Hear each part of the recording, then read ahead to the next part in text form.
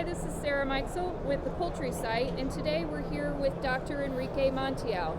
He is the Global Director of Nutrition and Live Production with Anitox. Thanks for being with us today, Dr. Montiel. Thank you for having me.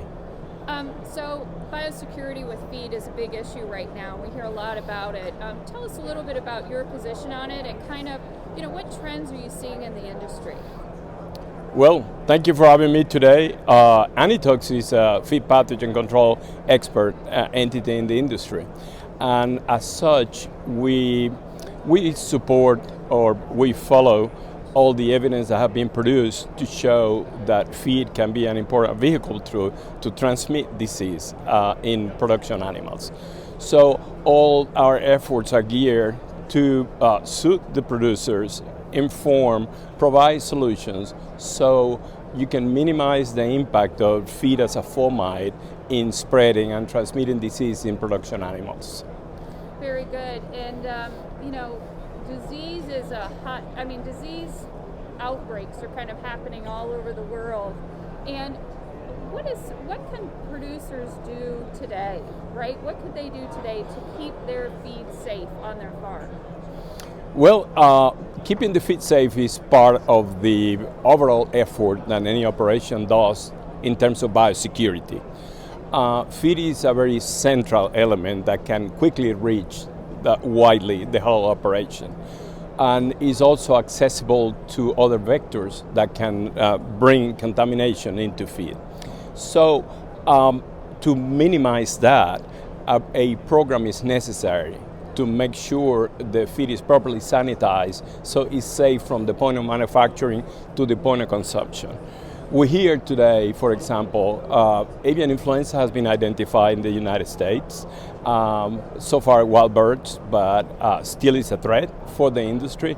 That calls for a strengthening of all the biosecurity programs at all levels. And one important level is the feed. The feed being so central, so easily disseminated, so accessible to other vectors, needs to be protected from contamination. Very good. And that feed is something that's really coming on the farm, maybe not every day, but it's coming on the farm all the time. What do producers do to really kind of to keep it safe, to keep their animals safe, right? And to keep their feed as clean, I guess is the word, as possible. Well, again, there's a whole program of biosecurity.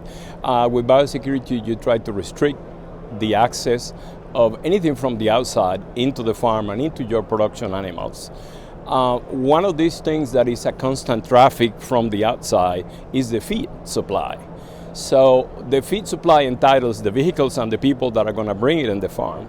But the feed itself is an important fomite that needs to be protected. And this is how we work with producers in making sure the programs to sanitize that feed at the point of manufacturing so it makes it safely without additional contamination to your production animals in the farms. And talk a little bit about that, Dr. Montiel, the idea that it might be treated at one point, but it really matters at the time of consumption, right? How clean it is then. Correct. There's several different normal activities that would help decrease the pathogen load, like for example pelleting and the high temperatures that I use for pelleting. However, that's good at the point of manufacturing. But as the feed starts to be transferred into vehicles, into feed bins, into feeders in the farms, becomes exposed again to pathogens. And the only way to protect that steadily is to have a good, strong feed sanitizing program. Very good. And so that movement is really the key, right? That can be a biosecurity concern is the movement of the feed, really. That movement can be a biosecurity breach. Right. If the feed is not properly sanitized, and it can become a fomite that will carry disease into your farm. This is how feed sanitation is so important to keep your feed safe. Very good. And it seems like feed is one of those things that's sometimes overlooked as part of a biosecurity plan. Normally, we talked about avian influenza because it's something recent and it's always a threat to the industry. But there's a lot of other pathogens that can come into feed. Salmonella is probably the most common one. there is a constant effort to minimize the incidence of salmonella, the prevalence and the loads in your feed and then in your animals.